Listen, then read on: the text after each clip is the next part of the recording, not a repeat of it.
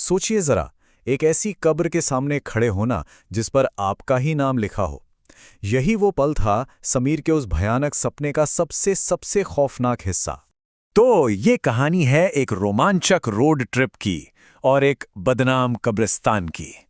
जब ये दोनों चीजें मिलती हैं ना, तो कहानी एक ऐसा मोड़ लेती है जिसके बारे में किसी ने सोचा भी नहीं होता।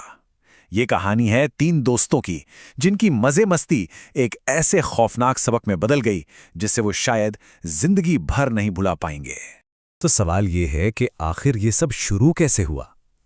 इसकी शुरुआत हुई कह सकते हैं एक यादगार सफर के प्लान से, जब तीन दोस्त बस एडवेंचर की तलाश में पहाड़ों की ओर निकल पड़े थे। तो ये तीन दोस्त थे, समीर, रवि और नवीन। तीनों को एडवेंचर का कीड़ा था। बस प्लान बना और उन्होंने अपनी बाइक्स उठाएं और निकल पड़े नैनीताल की खूबसूरत वादियों की ओर।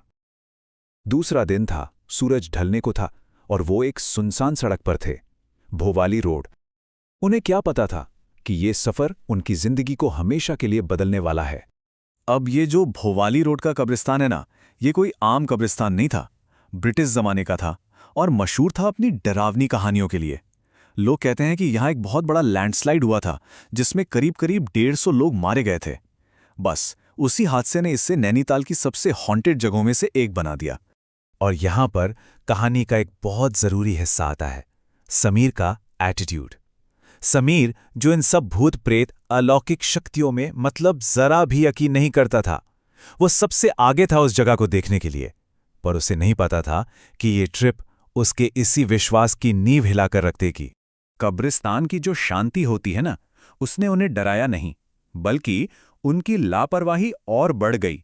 और फिर उन्होंने वो गलतियां की जो उन्हें नहीं करनी चाहिए थी।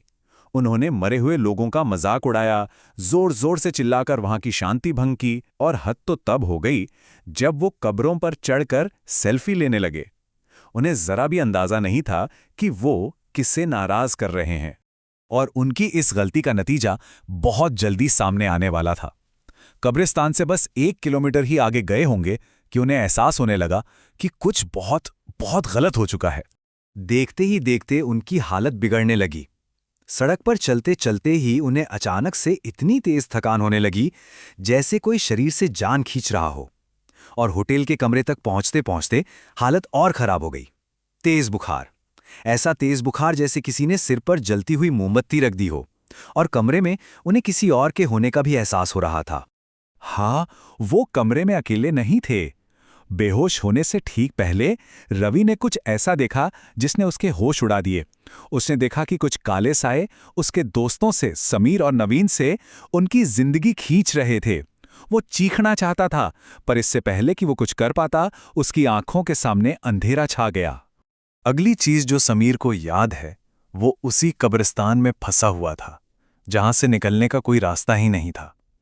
वो और उसके दोस्त भाग रहे थे, पर हर रास्ता उन्हें वापस वहीं ले आता था। वो फंस चुके थे। भागते भागते समीर लड़खड़ाया और उसकी नजर 3 कब्रों पर पड़ी। उन पर उनके नाम लिखे थे, नवीन, रवि और समीर, उसका खुद का नाम। उस पल के लिए तो जैसे सब कुछ रुक गया था। समीर अभी इस सदमे से बाहर भी नहीं आया था कि अंधेरे में से कुछ लुढ़कता हुआ आया और सीधा उसके पैरों से आकर टकराया। वो रवि का कटा हुआ सिर था।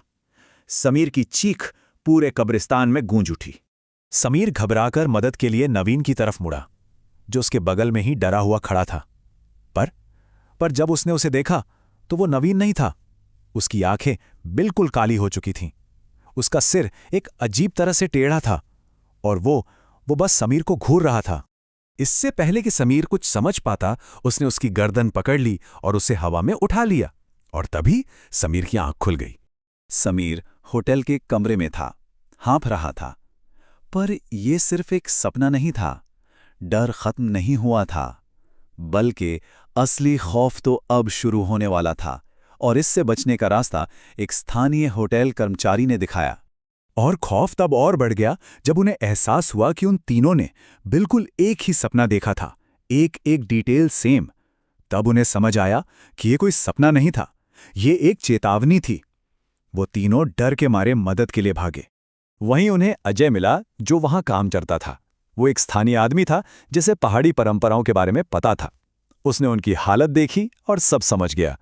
उसने कहा कि उन्हें आत्माओं से माफी मांगनी होगी। फिर उसने एक अनुष्ठान शुरू किया। उन तीनों को एक घेरे में बिठाया और कुछ प्राचीन मंत्र दोहराने को कहा और एक चेतावनी दी, चाहे कुछ भी हो जाए, मंत्र बोलना बंद मत करना। और जैसे ही उन्होंने मंत्र पढ़ने शुरू किए, कमरे में अजीब सा भारीपन महसूस होने लगा। काले साये दीवारों पर नाचने लगे, हवा में उनके चारों ओर चक्कर काटने लगे। यकीन मानिए, डर के मारे उनकी आवाज कांप रही थी, पर वो रुके नहीं, क्योंकि उन्हें अजय की चेतावनी याद थी। और फिर कुछ पलों के बाद वो साए गायब हो गए। कमरे में जो भारीपन था वो भी चला गया। एक अजीब सी गहरी शांति महसूस हुई। तब अजय ने कहा, उन्होंने तुम्हारी माफी कबूल कर ली है। प्रेत बाधा तो खत्म हो गई थी, पर यह जो अनुभव था ये कभी नहीं भुलाया जा सकेगा। इसने उन्हें एक सबक सिखाया जो शायद वो जिंदगी भर याद रखेंगे। असर देखिए, अनुष्ठान से पहले तेज बुखार था, असहनीय दर्द था। अनुष्ठान के फौरन बाद शरीर का टेम्परेचर नॉर्मल हो गया और अगली सुबह तक न कोई दर्द न चक्कर, वो पूरी तरह से ठीक महसूस कर रहे थे। सब कुछ गायब हो चुका था। उस रात के बाद समीर और उसके दोस्तों ने एक फैसला किया कि वो फिर कभी इतने लापरवाह नहीं होंगे और कभी भी किसी भी ऐसी जगह पर अनादर के साथ कदम नहीं रखेंगे। तो ये कहानी एक बहुत बड़ा सवाल छोड़ जाती है। क्या अलौकिक शक्तियों का सम्मान करना जरूरी है, भले ही हम उन पर यकीन ना करते हों? इसका जवाब शायद समीर और उसके दोस्तों को तो उस रात हमेशा के लिए मिल गया था।